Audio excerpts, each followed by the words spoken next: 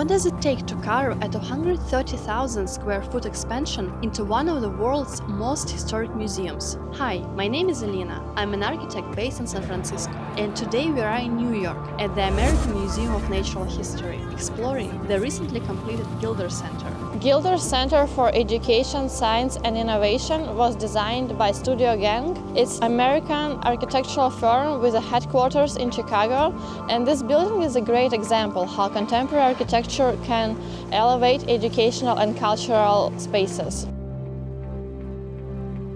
This building is constructed using a technique called Shotcrete. This technique is usually used in infrastructure, and it is when the concrete is directly sprayed on the structural steel rebar, and it allows not to have an excessive waste of the formwork, which what usually we have, creating these flowing curves, but not in this case. Normally, shotcrete is hidden underground in tunnels and bridges. Here it's exposed, forming the language of design. Workers sprayed and sculpted the atrium walls directly, carving the building in real time. The natural process of form making has inspired the architecture.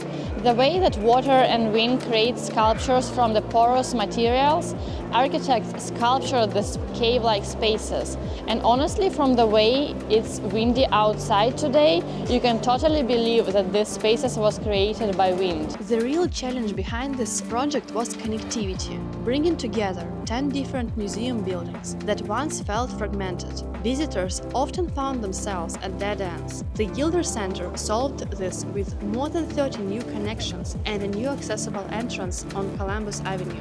Inside, it adds generous public spaces, galleries, immersive exhibits, classrooms and labs. The building is designed from the inside to the outside, exposing its cave-like structure to the exterior facade. On the facade, the material used are pink granite. It is the same material as used at the Central Park entrance to give a good link between new architecture and existing structures.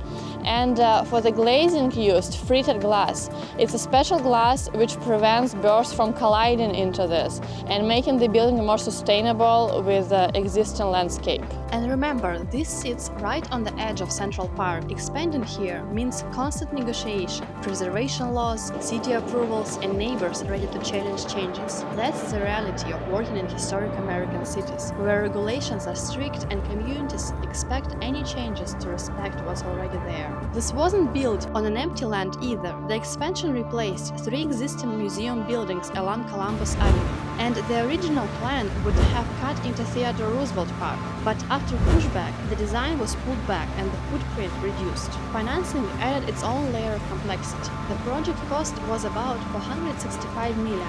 It was named after Richard Gilder, its lead donor, with another major gift from Ken Griffin. With both philanthropy and public funding in play, the architect had to design for multiple audiences. Every change in scope meant representing, adjusting, finding alignment. That negotiation was an essential part of the architectural process. That's the complexity behind a project like this. History, regulations, financing, construction methods pushed to the edge, and the challenge of connecting a museum this vast. But the beauty of that is when it works, you don't think about any of that, you just enjoy the space, and that's when architecture really succeeds.